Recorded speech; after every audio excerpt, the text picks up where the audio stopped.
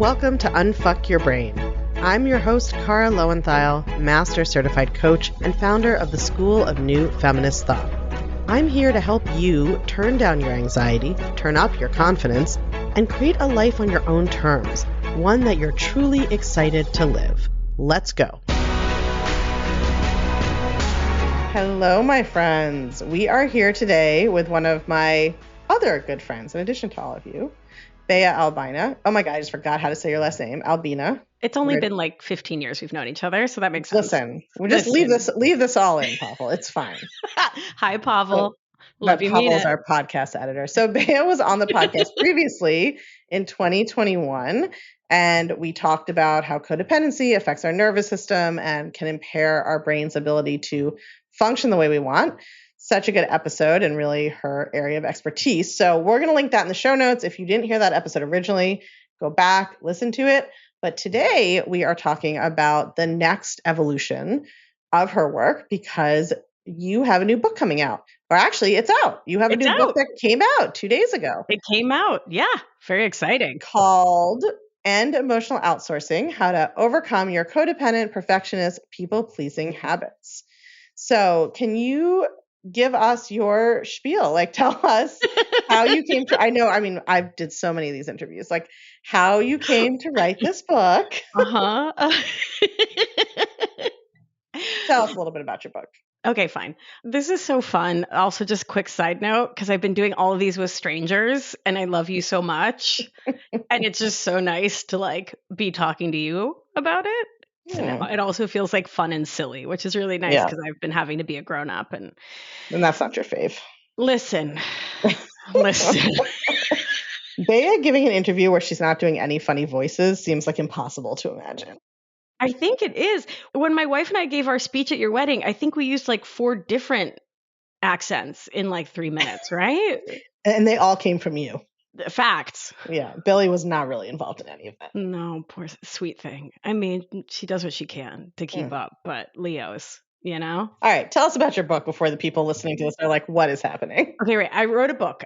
So from the time I was little, I believed that love and safety came from what I could give, how useful, accommodating, or pleasing I could be, not from who I was. And that belief shaped everything, including why I went into medicine. So becoming a nurse practitioner felt like this perfect extension of that survival code where I could care for others. I could prove my value every single day through doing, and in that process, maybe secure belonging. What I started to see in my practice was really striking. Patients would come in with digestive issues, fatigue, chronic pain, anxiety, depression, things that didn't get better with just prescriptions or protocols. And I realized after time that the missing piece wasn't just diet or labs or pharmaceuticals or supplements or like any of that. It was this elephant in the room, which was the stress, distress, and trauma in their nervous systems, because their bodies were carrying survival codes too. And so once I began to weave somatic work and nervous system science into my practice, I started to really see things shift in a way that people were having relief that actually lasted, right? They weren't just managing symptoms, they were living in this new way. And so I came up with the term emotional outsourcing to talk about that root of what I kept seeing going on. And I define it as when we chronically and habitually source our sense of the 3 most vital human needs, safety, belonging, and worth, from everyone and everything outside of ourselves instead of from within. And these are the habits that are generally referred to as codependency, perfectionism, and people-pleasing. So I'm curious, like, you probably saw more women coming into your practice with these concerns. Yes. And so I know we talk a lot on the podcast about how society teaches women to be perfectionistic, to outsource their own authority, their own value. Mm-hmm. So I'd love to hear just a little bit more about, like, why do you think women are so much more inclined to engage in emotional outsourcing and how that impacts their lives? We're trained from so little to put our authenticity and the truth of who we are so squarely behind us for everyone else's supposed benefit that I think we lose track of ourselves really quickly and really easily while trying to be the right size, the right weight, the right tone, volume. I mean, pick an aspect of personality and authenticity and just human experience, and we're told we're doing it wrong from like Mhm. really, really, really small. And so we lose track of connection in our own bodies to the experience of being our bodies. And so when you're not the locus of anything, right? When your sense of self in the world isn't actually in your body, what are you gonna do but look to everyone else for the Mhm. answers, right? Am I pretty enough? Am I smart enough? Am I good enough? Am I quiet enough? Am I loud enough? Do you hate me? Wait, Cara, actually, do you hate me? I'm so sorry. I do. I do Okay, secretly great. hate you. That's why Perfect. we're Good. doing this. Yeah. That's great. Good. Thanks. Like, I want to give you an opportunity to use your tools, you know? oh, I really appreciate that. Thank you. You're just so kind. That's It's a shame you that's hate what I'm me. going for. But yeah, I mean, we are so detached from our biological impulses, right? When to pee, when to poop, when to eat, when to like, because oh my God, the number of times growing up I heard, "Do you really need to eat that?"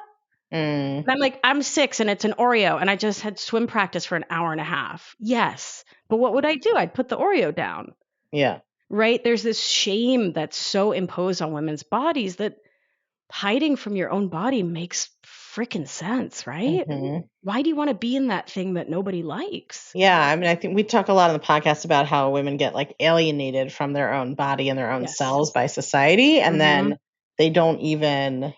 I mean, because it's all that same, right? You check out from your body because it's the site of so much like surveillance and criticism, and it's never conforming the way that it's supposed to. And then you can't tell how you feel or what you really think about anything because all of those experiences are also somatic, but you don't have any access to them. Right. Right. And so that's part of the drive to write the book was because the old narrative, largely about codependency, first of all, it came out of the 12 steps, and I'm not dissing the 12 steps. I'm Mhm. not tangling in those waters. I'm simply saying that it was made akin to substance use, Mhm. and taking care of people became enabling. Having Mhm. needs became being needy. And who was this Mm. aimed at? The wives of alcoholics. I'm air Mm. quotes for all. And so the whole really framework of codependency as we know it now came to be through the war on drugs. Like it really Hmm. came to prominence in the 80s. Right. So when we look at it through that sort of crime and punishment mentality, Mhm. it's a framework for looking at how we take care of ourselves and each other that is not loving, kind, or compassionate, and is profoundly devoid of any kind of socio-political lens.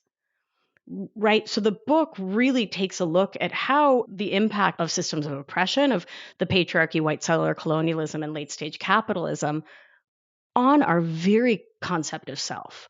Like, who am I in the world? Who is this body? How do I relate to you, Cara, and to my wife and to my parents? How do I relate to the world?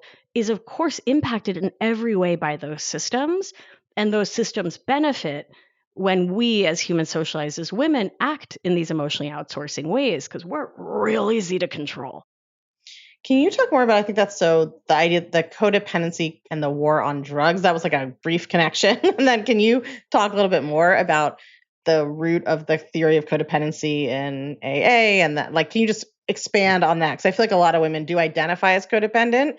It's like that's a term they've heard that helps them try to understand their kind of, inability to tolerate like other people's distress or Right. discomfort. So I think that would be really useful for people to understand the background of it. Yeah. So Lois, who is Bill W.'s wife, came up with this whole thing of Al-Anon, which was the program for the wives, really, of the alcoholic And men Bill W. being the founder of AA, for people who don't of know that. AA. Right. Exactly. And so it was the companion program that used the same big book and the same disease model. And that's what Mhm. I take profound umbrage with. Like, it's really problematic to Mhm. call a survival skill that I think is brilliant. Like, us, like being codependent, having that habit is so smart.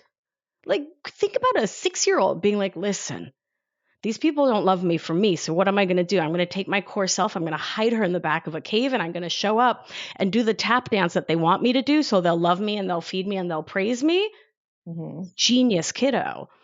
But because it came out of AA, and then, a lot of the big books that were written, Codependent No More, Melody Beattie, they came out of this crime and punishment model where Mhm. the real framework is that you are sick, you are suffering, you are diseased, there are Mm. defects in your character that you have to look at, and you have to be rigorously honest about the defects in your character if you are ever to get free. But because it's a disease model, you cannot get free, right? It's inherent. It's an identity. And if you refuse to identify, oh, wow, there's something really wrong with you, huh? Wow, wow, wow. And so it locks you into that model where you're then dependent and codependent on it for your potential survival, right? And to be sort of absolved of the sin of having gotten through life the best way you knew how. And so through my work, I work to really disarticulate those things and to show us that when we can find compassion for the parts of us that we're like, really just trying to get love and really just trying to feel safe and really just trying to have belonging and really just trying to like make your parents less sad or less angry at each other or And whatever. survive as a little kid. Like, you are dependent on your parents for literal physical survival. Yeah, they're really bad drivers. I just don't think that yelling at ourselves about it and telling the story that we're somehow busted and broken is any way to move forward. Right? And so when we can look at it through the lens of it being a survival skill and a very reasonable, understandable, natural, expectable outcome of growing up how we did in the cultures and the societies and the religions and the settings that we did, then we can say, frankly, of course you did, right? Like, of course you turned out that way. That makes sense. Yeah. Let's learn a new way. Let's take responsibility for how we're showing up. Like, let's look at our A line in a new way to create new outcomes instead of just your whole A line's beating yourself up. What are you doing? Right. And A line being like your actions. Oh yeah. Yeah. I figured they heard that like every I 2 talk about the seconds. model on this, but not, actually less and less as time goes on. Yeah. The other thing I love about the term emotional outsourcing is, like, I think one of the things that I often see come up in coaching is women, let's say, whose family was not dysfunctional or was like fairly happy and healthy. And they're like, okay, but then so, like, why am I codependent? Why am I people pleasing? Right. And Right. I'm always talking about the idea that, like, yeah, well, some people get a double dose because they get it from their family and society. Right. But even, if you're socialized as a woman or another marginalized group in the society, then even if your family wasn't like this, the culture is telling you that. And so emotional outsourcing seems like a much better, term for that doesn't have that connotation. Or maybe it's just the story society's told about codependency, but it always sort of is like, it is that, like, oh, well, something happened to you when you were little that turned you into this kind of person. Right. As opposed to, like, well, actually all of society tells you to do this all the time, no matter, like, how happy your family was. Right. Right. And it's the reason why I don't talk about, again, air quotes, the alcoholic in this book at all. Right. Because again, I think the focus of your life from emotional outsourcing is everyone else and what they're up to. Right. And so by framing it as I am this way in response to you, we're just reifying and strengthening the same thing. So let's just divorce that and bring your focus back home, often for the first time. I'll also add, without needing to tell like some huge trauma story, there can be really subtle ways that we're not attuned to in functional, even loving families that lead us to develop these brilliant habits. And I think it's okay to like identify with these things without having like the big boom, bam trauma. You know what I mean? And there's a real framework within like the 12-step world that's like qualifying and earning your seat. And I think it really sets us up to you and I both critique this on Instagram of like, everyone has really big trauma, right? Like, I think we need to take a breath, back up from like that cliff. We don't take breaths on Instagram. We just hold our breath and say a lot of things all at once. No Okay, that's thinking, really true. no calming down. No calming down. No calming I down. shan't calm down. Just hot takes immediately and push publish. That's right. In 80 seconds or less. All day long. But in IRL, we need to take deep breaths and like the trauma matters, and identifying with the trauma is not the thing that's going to change your life. So let's talk a little bit about how this translates like into the body, right? So Yeah. I think like you obviously somatics are a big part of what you do. And I feel like a lot of people have had the experience of being like, okay, I'm going to set the boundary. Like next time this happens, I'm going to say the thing, whatever.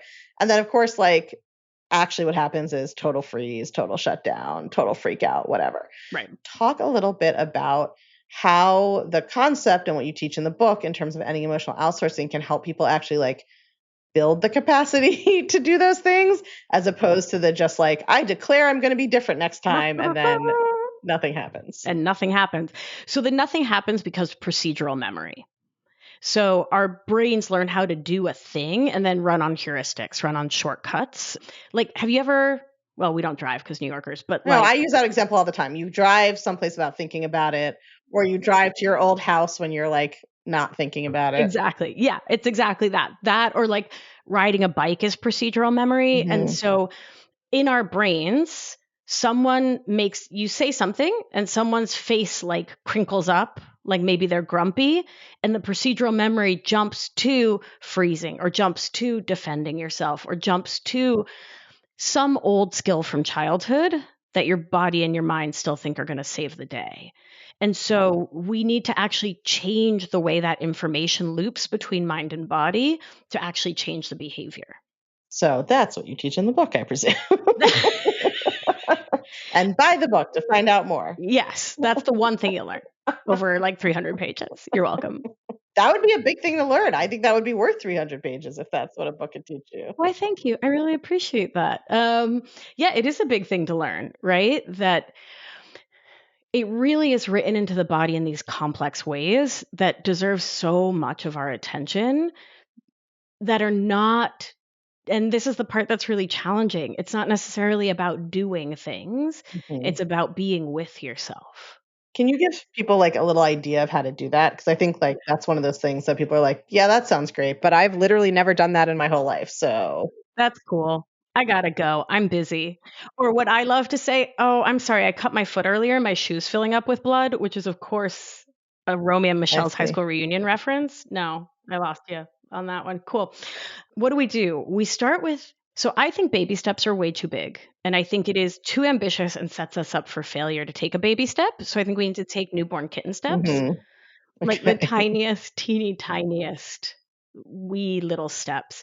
And we need to start coming back into the body through activities that are very unlikely to trigger or activate the Mhm. nervous system because we need to work below the level of conscious awareness.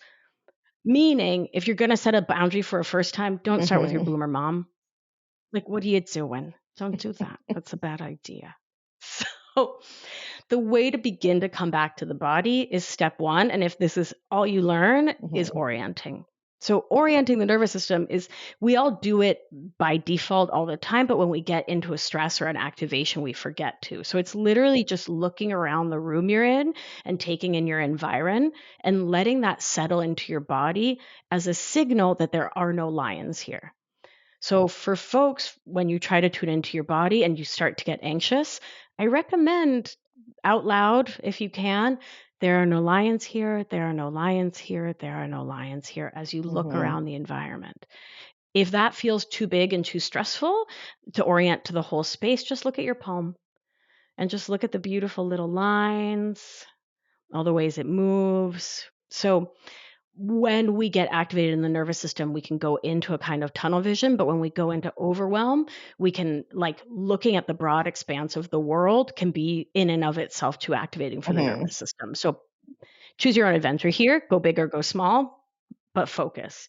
And then once you feel your nervous system start to calm a bit, that's when we can start to build the next layer of interoceptive awareness. So awareness of what's happening within your own body as a way to then build the capacity to communicate and to hear what your body's saying, which we say hear it, but it doesn't mean it's like literally like you're going to hear Scooby Doo. Like you're not I hope necessarily. not. I think if you hear Scooby Doo I something, mean, I slipped you a tab. That's what happened. I put acid in your drink, and you're welcome. No. that's a crime, just for the record. That's a felony. Damn it. That is a felony. But sometimes the body talks through more subtle ways. right? So it's generally through sensation. So a change in temperature, in like a felt density, like your stomach might feel heavy, or you might feel a knot in your throat. You might feel tingling in your chest. When I get happy, like I often feel what feels like champagne bubbles in my chest. Mhm. It's very pleasant. I really like it. And like I have a little bit of it now because it's so nice to see your face and to talk Mm. about this. Because I think you were one of the first people I called when I got my book deal. Yeah, This probably. is, yeah, probably. So this is like a really beautiful full circle.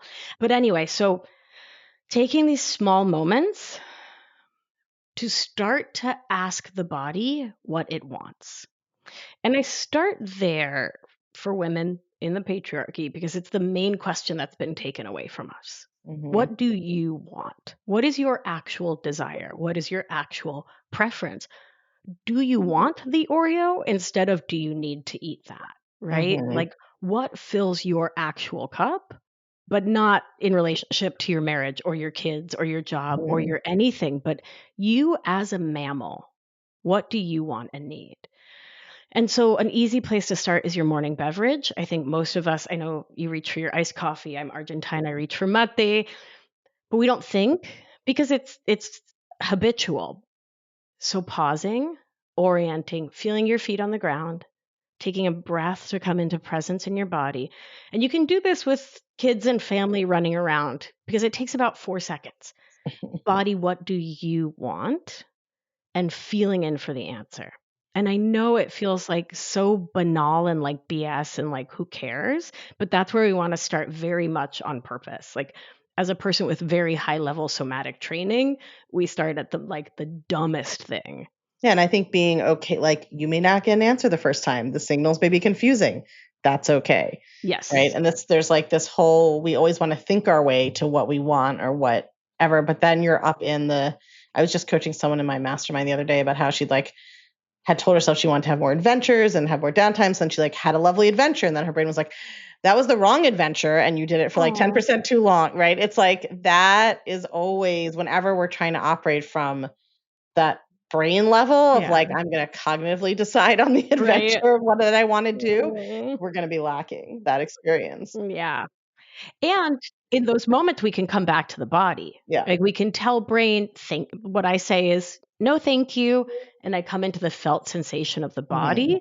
One of the things I teach in the book in chapter 7, it's all a blur at this point, 6 or 7, is how to map your nervous system.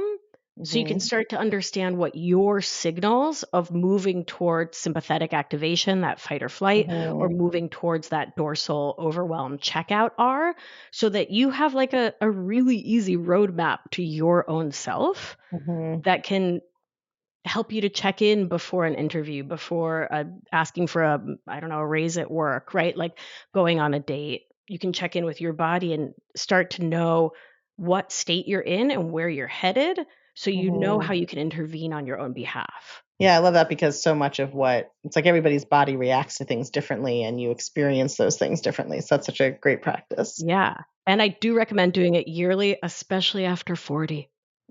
Everything changes up in there. Every 5 seconds. So that's cool. That's fine.